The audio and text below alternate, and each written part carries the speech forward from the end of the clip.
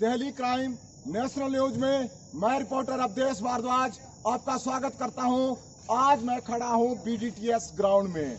मैं पहले बता चुका हूं, ये बीडीटीएस सोसाइटी एशिया कॉन्टिनेंट की सबसे बड़ी सोसाइटी है। पर आज हमारे Delhi crime press national news में यहाँ के जो ट्रांसपोर्टर भाई 4 भाई आए हैं, पहली बार हमारे मीडिया में आए हैं। और सबसे बड़ी बात, ये नौजवान वर्ग है, वो नौजवान वर्ग जो किसी भी देश की रीढ़ की हड्डी होते हैं। और आज के समय चाहे हमारे नेता लोग हैं या कोई भी प्रतिनिधि संस्थाएं हैं, इन नौजवानों का फायदा भी उठाती है अपने लिए। ये सामने आए हैं अपने ड्राइवर भाइयों की समस्या बुलंद करने के लिए। और मैं दर्शकों को ये भी बता दूं कि कल मेरे को यहाँ पे ड्राइवर भाइयों ने बुलाया था। यहाँ पे इतना जाम लगा था कि 10-10 घंटे गाड़ियां यहीं पे खड़ी रही और जाम पे रही। पर आप देख सकते हैं दिल्ली क्राइम मीडिया में कि इस तरह का, जैसे कि एक भैंस का तबेला भी साफ होता है, भैंस के तबेले में भी साफ पानी आता रहता है वहाँ के रिसोर्सेज से। पर आप देख सकते हैं कि किस तरह से ये ड्राइवर और परली साइड दुकानें भी हैं, तो किस तरह से ये काम करते हैं और 10-10 घंटे यहाँ पे रहते हैं। तो आइए इनके द्वारा हम जानेंगे इनकी समस्या। मैं बार बार क्यों बोलता हूँ कि इस कंपनी की स्वास्थ्य और सुरक्षा इसकी प्रायोरिटी है, क्योंकि ये अंग्रेजों की कंपनी है और उनके पास पैसे तो अनंत होते हैं, अंबार होता है। तो एक उनका काम भी है, पर प्रायोरिटी तब रखते हैं इसको कि ये इम्प्लीमेंट करे और उनका जो वर्चस्व है वो पूरे विश्व में बना रहे।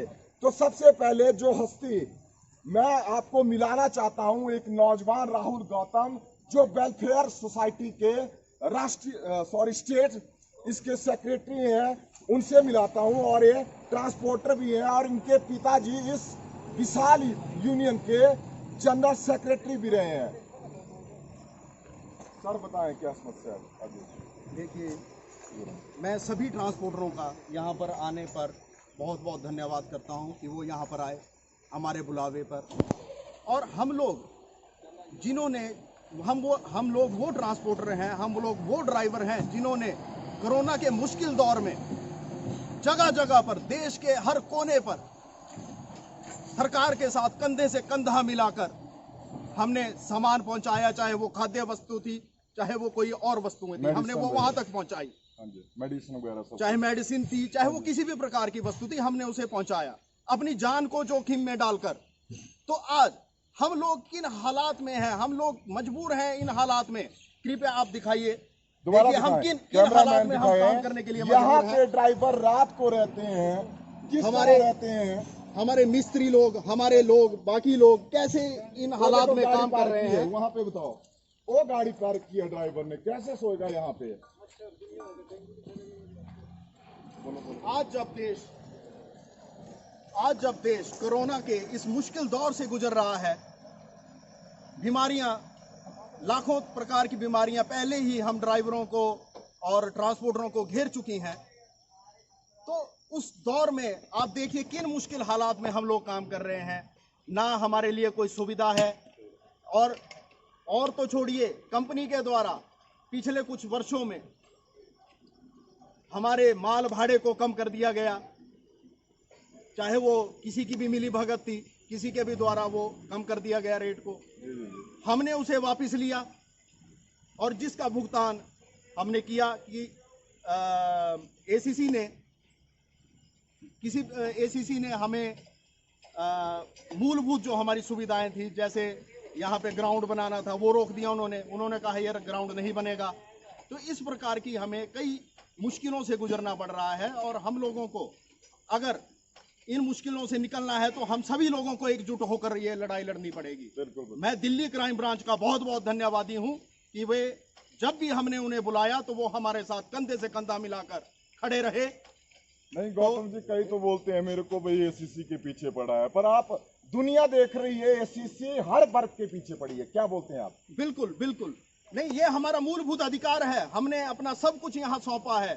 अगर हम इन हालात में काम कर रहे हैं तो हमारा अधिकार है कि हम अपने हक को लें, उसके लिए लड़ें।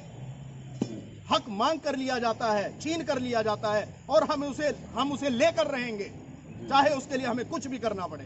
जी ठीक है, अभी मिलते हैं हम अपने दूसरे ट्रांसपोर्टर भाई। और देखिए ये खुद अपने आप ड्राइविंग भी करते हैं, चाहे इनके पास 4-4 गाड़ियां हैं, पर ये चाहे ड्राइवर जैसे छुट्टी चले गए, कोई बीमार हो गए तो उनको पूरा कॉपरेट करते हैं। अच्छा इलू जी बताएं आप क्या दिक्कत है? सर मैं तो पहले यहाँ भी जितने भी हमारे ड्राइवर भाई हैं, मिस्त्री हैं, यहाँ हमारे ट्रांसपोर्टर हैं, मैं उनका तहे दिल से धन्यवाद करता हूँ कि वो हमारे बुलावे पे है। और दिल्ली क्राइम ब्रांच का स्पेशली धन्यवाद करता हूँ कि वो हमारे एक बोलने पर हमारी समस्याओं को समाधान करने के लिए पहुँचे। मैं सर इसी से ये बात करना चाह रहा हूँ कि मैंने पहले भी ये बात बोली थी, हमने सबने बोली थी इकट्ठे होकर कि जो रेट की हाइक हमारी मैनुअली बढ़ती है वो रेट की हाइक नहीं बढ़ी। किराया भी पहले किराया जो पहले था वो किराया भी कम हो चुका है। अच्छा 6 साल पहले टायर का जो एक पेयर था वो कितने का था? 6 साल पहले के टायर का लगा लो आप हिसाब 35,000 32,000 के बीच और में। आज वही पेयर 40 से 45 से 50 के बीच, 50 के बीच अराउंड अबाउट जो आपकी इच्छा है। मतलब जैसे और तेल भी बढ़ा। तेल जिस टाइम किराया हमने पहले लिया था उस टाइम तेल का जो भाव था 50-55 के बीच में, 50 से 55 के बीच में। आज वही 72 से 73 का। तो फिर भी और जो अब यहाँ पे जाम की स्थिति आप देखिए, कल परसों जितने भी ड्राइवर सब हराश किए जा रहे हैं, मालिकों का अच्छा आपकी मांगे अभी एक कोई सुनने वाला नहीं है। जी सर, जी सर। हम BTTS मैनेजमेंट के जो पदाधिकारी हैं उनसे बात करने की कोशिश करते हैं तो वो बोलते हैं जी हमारे बाबुओं को फ़ोन नहीं कीजिए, वो परेशान होते हैं।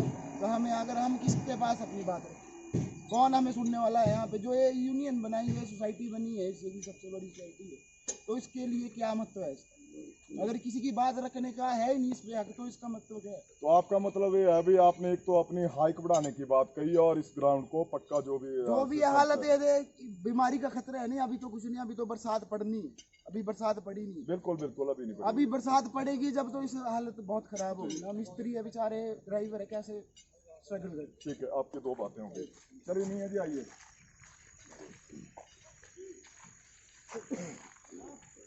नमस्कार, मैं क्राइम ब्रांच दिल्ली का बहुत बहुत धन्यवाद करता हूं कि हमारे बोलने पे यहाँ आए।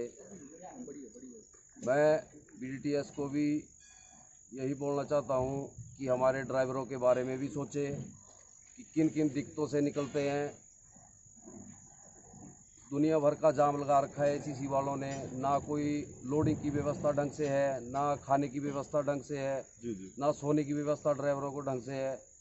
अच्छा, दुनिया भर का जाम लगा के रखा है, 5-5 घंटे ड्राइवर एक फैक्ट्री के अंदर रहता है।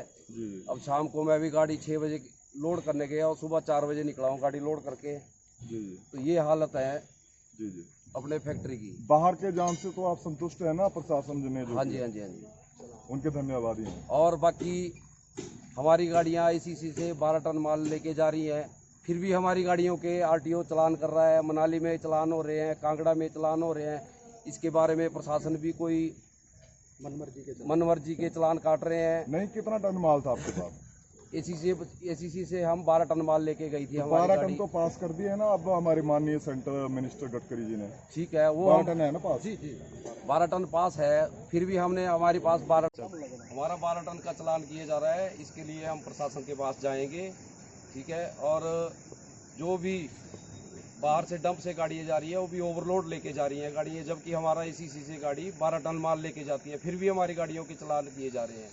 तो मेरी प्रशासन से यही निवेदन है कि पहले ही हम बड़ी गरीबी तौर से गुजर रहे हैं, हमारे को बहुत दिक्कतें आ रही है, जबकि हमने अपनी गाड़ियों के कागज़ भी सब कुछ बना के रखा हुआ है, insurance, good tax, token tax सब कुछ बना दिए हैं, फिर भी हमारी गाड़ियों के चलान किए जा रहे हैं। मैं इतना ही बोलना चाहता हूँ। धन्यवाद, जय हिंद, जय भारत। जी बोलो। ऐसा नमस्कार। ऐसा है ना सर, तो जो हो रहा है वो अच्छा नहीं हो रहा है इधर हमारे बरमाना में। ड्राइवर के साथ, ड्राइवर है, मालिक है, जो भी है, किसी के साथ भी अच्छा नहीं हो रहा है। हो रहा है तो आप बताओ भी अच्छा हो रहा है? नहीं हो रहा है किसी के साथ भी। हम हर रोज़ धक्के खा रहे, लाइन लगी हुई, इसमें कोई इधर से घुस रहा, 6-6 लाइनें यहाँ से लगी हुई है। जाम टूटना चाहिए अंदर का। अंदर तो जाम होता नहीं है, पर यहीं से नहीं मुकता, 6-6 लाइनें लगी हुई इधर। अंदर परेशान अंदर कौन नहीं है? होता जाम, ये बोल रहे हैं भाई मैं 2 नंबर में होता है, 1 नंबर में अच्छा जाम का हो गया। और बोलो। ऐसा है भाई, इसको एक साइड में लाइन रखो, या ग्राउंड में लगाओ या ऊपर रोड से लगाओ। ठीक ठीक ठीक है। ठीक हाँ है जी ना? शर्मा जी बताएं आप मैं प्रशासन से यही रिक्वेस्ट करता हूँ कि जो हमारी मांगे हमने रखी को हमने नाजायज मांग नहीं रखी है, या मांगने को हम या किसी से कोई भीख ले रहे हैं, हमें हमारा जो हक है हम वही ले रहे हैं। अब जो एक चीज़ से मैं बात बता देना चाहता हूँ कि जो हमने बातें रखी 5-6 दिन में वो बातें आप इनको उन पे सोच विचार करो, नहीं तो हम अपना जो हमारा अपना रुख है वो हम अपनाएंगे। फिर ये चक्का जाम चाहे कुछ भी हो अपने हिसाब से चलेगा, फिर जो भी राउंड अबाउट है। और एक बात और, मैं सोसाइटी से ये बात बोलना चाहता हूँ कि जब बग्गी तनोटू उखड़ी धामी की जो गाड़ियाँ 2-2 तय हुई थी, 3-3 तय हुई थी, वो गाड़ियाँ आज बढ़कर 10 कैसे होगी? वो तो सर कई बार इन्होंने किया, फिर बढ़ा देते हैं। ये तो कोई ना कोई ऐसी मिली मैं भक्ति है। दे- जब ये डिसीजन हो गया ना सर, मैं आपसे यही बात बोल रहा हूँ हाँ। कि ये गाड़ियाँ किसके बोलने पर कैसे 10 हुई?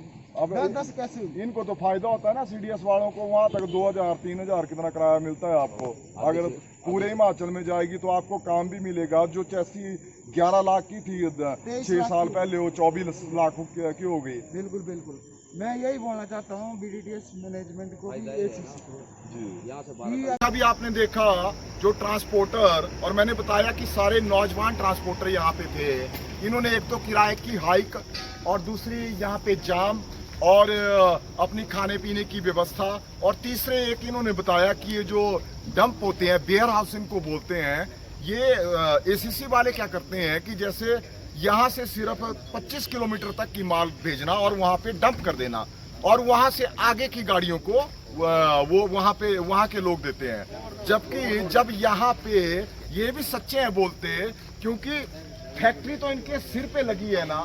इनके बुजुर्गों ने इस फैक्ट्री के लिए अपने जमीनें कौड़ियों के दाम दी है। तो इस तरह से एसीसी प्रबंधन, और ये बार डिसीजन होते हैं, इनकी मैनेजमेंट उनको 10 गाड़ियों से 2 लाती है। भाई चलो 2 गाड़ियां जैसे वहां सुंदरनगर में गई तो 2 गाड़ियों से 3 दिन काम चल पड़ेगा या 1 दिन काम ही चल पड़ेगा। पर फिर ये 15 दिन के बाद या 20 दिन के बाद फिर भी 10-10 गाड़ियां भेजती है, ताकि जिससे इनको ये प्रॉब्लम आती है कि जैसे यहाँ से अगर वो डायरेक्ट माल जाए तो कांगड़ा जाएगा, चंबा जाएगा, रोडू जाएगा, अपने शिमला जाएगा, और इन ट्रांसपोर्टरों को एक पर्याप्त काम मिलेगा। तो चैनल पर बने रहने के लिए धन्यवाद। जय हिंद, जय भारत।